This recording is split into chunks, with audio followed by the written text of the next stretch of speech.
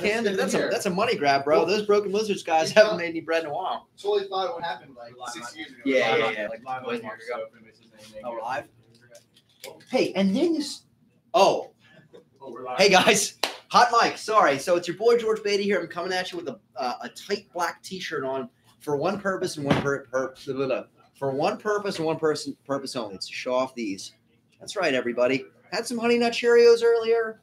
No big deal. A lot of vitamins, a lot of folic acid. You want to know what I learned the other day? Folic acid prevents some type of weird birth defects. So they started dosing it in all the food that people eat, especially youngins, so they don't grow up with holes in their spine. That's your word of the day. Well, I guess it's not really a word of the day. I guess it's really like a fact of the day. There's your fact of the day. And another little fun fact. Oh, I can't say that on the internet. Someone will dig this up 20 years from now, Jeremy. Are you hot micing me right now, bro? Absolutely. I'll tell you right now. Yo, so we got our boy here, Jeremy. And right now we're not really live or doing anything yet. So if anybody ever watches this YouTube video later when I'm rich and famous, get out of my face. When I'm rich and famous, please don't call me out for all the whack stuff I said. I really like this haircut. I'm very happy with my barber. His name is John. He works at Sayani Salon down at like 20th and Chestnut, 21st and Chestnut, something like that. It's like down where I used to live. And yeah. So, all right. That was a cool little chunky promo. Get to do it again on Facebook. I'm actually pretty stoked about that. What do I want to talk about today? You got a pen real quick? I'm going to jot down a couple of ideas. Some smoke. I'm gonna have to go ahead. Ooh, nice, Parker. I'm gonna have to go ahead and call out all my real estate buddies that never want to hang out on the weekends because they're all married with kids. My gosh. All right, what do I want to talk about? Leveraging CRM and info exchange. Ideas for growth.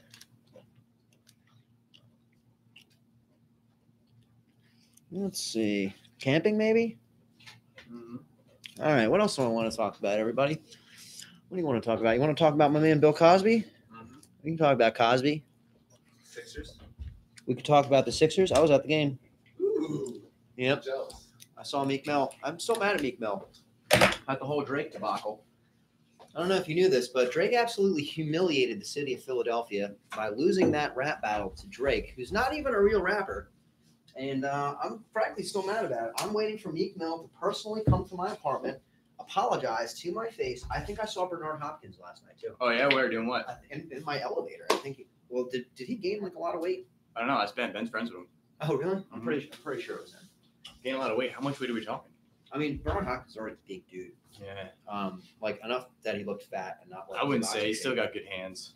Oh, yeah. I mean, I'm not fighting the guy, dude. He's like 7.5 feet tall. It's so much easier to say it on a podcast so nobody can hurt you. Yeah, that's true. One thing that's great about a podcast, Ian, one thing that will always be great about a podcast, one thing that's great about America, and the reason that it's great about America, Ian, is because we are in between two oceans. We are over the Pacific and over the Atlantic. Mm-hmm. We can say whatever we want. No one can do anything to us.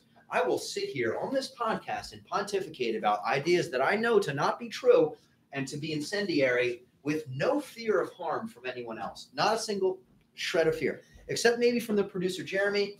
He looks like he could be a hipster. Do you work in a bike shop too? Like maybe like repair bikes? I own one. Oh, do you really own a bike shop? Oh, do you own a bike? But he's from Colorado, Put me next to a computer and get my hands on some computer chips and dork out all night. Okay. Oh, you a gamer? You game? Do you game now? I'm married now. So that's a no. Are you really lit me up there? This dude that used to produce our cast asked on the first call we had. Yeah. Asked me a question. He said, "Hey, so are you married or like are you happy?" And I thought that was probably one of the funniest things I've ever heard in my life. Yeah. So, are we live? Oh, I'm so sorry, everybody. I didn't know. Hey, everybody. So it's officially your boy, George Beatty, coming at you with a video about the MiddleMen podcast. On this podcast, you can look forward to certain things being talked about.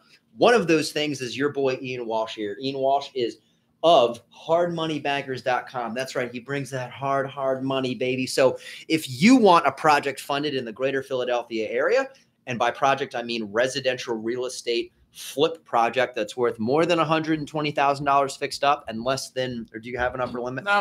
No, there's no upper limit. Unlimited money, George. Yo, so if you want unlimited money to buy real estate deals, hit up my man Ian Walsh at hardmoneybankers.com and click on that apply now button. It's a great button. It does a lot of cool stuff. Yo, but George, I don't exist if you don't exist. So tell me why I need you.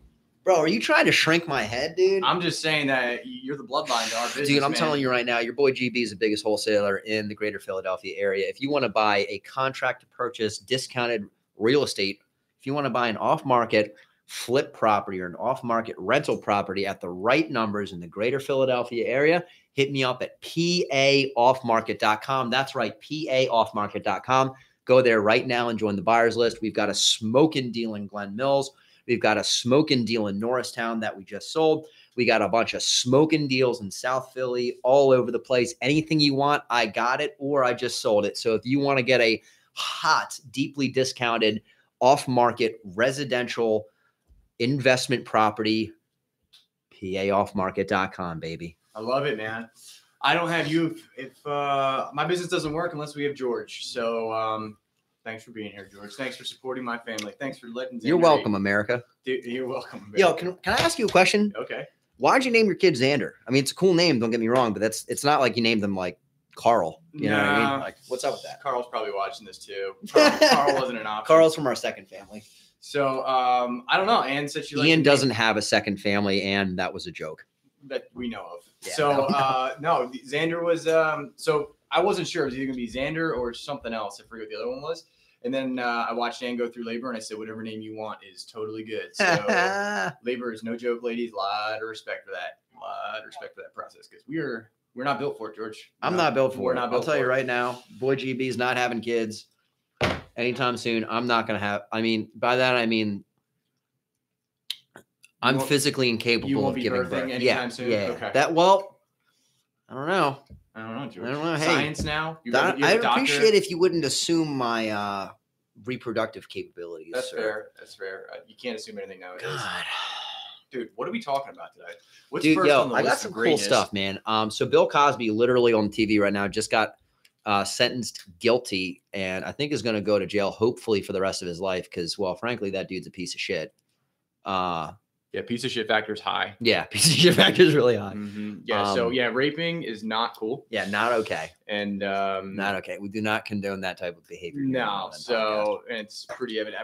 I was saying who Chappelle just came back and did a really good bit on him. How it was like people were like, you know, they're like after the 14th guy, 14th one, I was still like, no.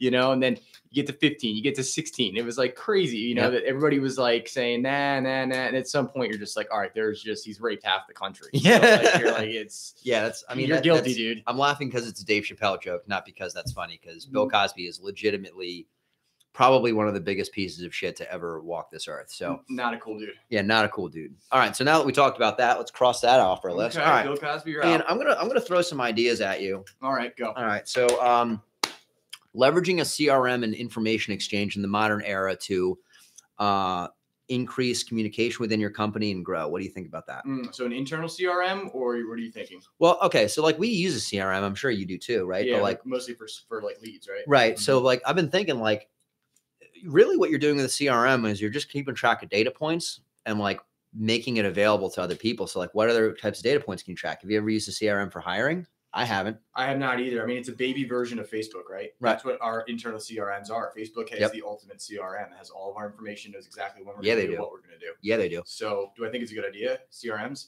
Yes. Well, of course. So, okay. So I guess listen to this thing that we just started doing, and I think that we're going to increase. So right now, me and my company, we just hired somebody. We're promoting another person.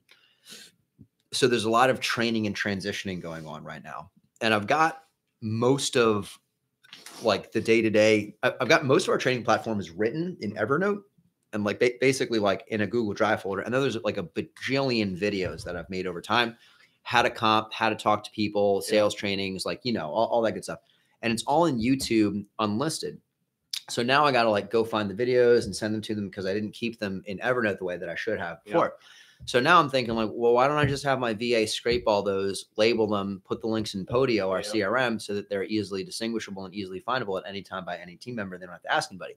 Ding, ding, ding. What a great idea. What else can we keep in the CRM? Well, if I want to, so this transitions into the ideas for growth thing. Like, what if I want to hire 20 people and see which ones stick and see which ones don't, or at least like interview large numbers of people at a time to like build up a sales force, right? Well, how do I keep track of all of them? CRM. I can track personality traits. I can track like we were talking about, the disc profiling systems. Like we could track their later performance based upon their initial. You're not talking so much of a CRM as you're talking an internal piece of customized software, similar to like AppFolio for property management. The back end has all those things integrated. So if you needed trading videos, you go here. If you needed I didn't know that. Client information, you go here. But I mean, that's a third party piece of software. The stuff you're talking about is really a custom piece of software that you'd have to be like, we need this, this, and this, and then it has to all work together on one platform that you could go into. Yeah, I mean, Podio can do that, right? Or like, I'm sure, sure. I mean, less so with like a video portal and this and that, but just like, I guess what I've been chewing on is like, how do I reduce,